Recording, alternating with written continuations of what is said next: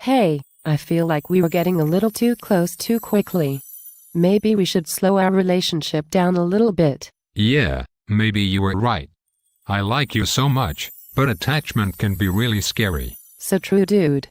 I was studying relational dynamics last week in communications class and learned about Bowlby's attachment theory. Oh really? What is that about? Bowlby's attachment theory is a major concept in understanding affect regulation. People's emotions do not only affect their own tendencies but can also affect their partner, and that results in what is known as a dyadic interaction. Oh, that is interesting. How do you think that could apply to us? Well, it means that you have to consider the other person's feelings at all times. What you say or don't say plays a big part in a relationship. I see. That only makes sense. What else did you learn about? The article I read explained how interpersonal transactions within close relationships shapes emotional reactions. The article focuses on emotional states exhibited by partners within a relationship due to a partner's positive or negative behaviors and signals of distress or pleasure. Coolio.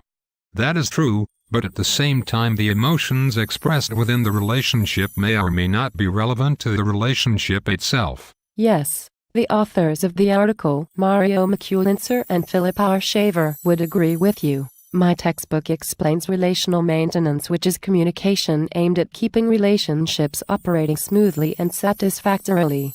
Repairing damaged relationships is used throughout the article, explaining anger as the source of weak relationships. Inversely, anger is a powerful tool in bringing about change in a relationship.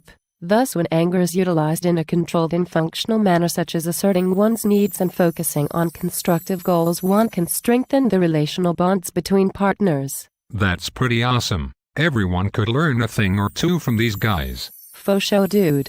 The article also explains how emotional responses to a partner's negative behavior are often conflicting, therefore displaying dialectal tension. What is dialectal tension? Dialectal tensions are conflicts that arise when two opposing or incompatible forces exist simultaneously. Why would two people who are incompatible be in a relationship anyway? The article suggested that relationships can be a friendship as well. Sometimes we are friends with people who are not exactly like us. Have you heard about affinity and immediacy? No, I have not. Why don't you tell me? Well, okay, if you insist. According to my book, affinity is the degree to which people like or appreciate one another, and immediacy is the degree of interest and attention that we feel or communicate with others. Wait, what was that? I wasn't listening.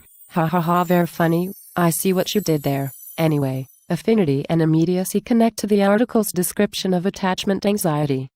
The article describes attachment anxiety as anxiously attached individuals' tendencies to intensify the experience of negative emotions and ruminate on threat-related thoughts may help fuel intense and prolonged thoughts of anger towards a partner. Whoa. That was a lot of information. Are you seriously telling me all of this to hint that I am too clingy? No, of course not. I just think that it is cool and valuable information. I agree. It is pretty spiffy and totally useful in my opinion. Well said. Although I learned from the article, I thought it was too dry for my taste. It was 20 pages and I had a hard time paying attention to it. That is really too bad, but you picked up a lot from it, huh? Yes, I really did.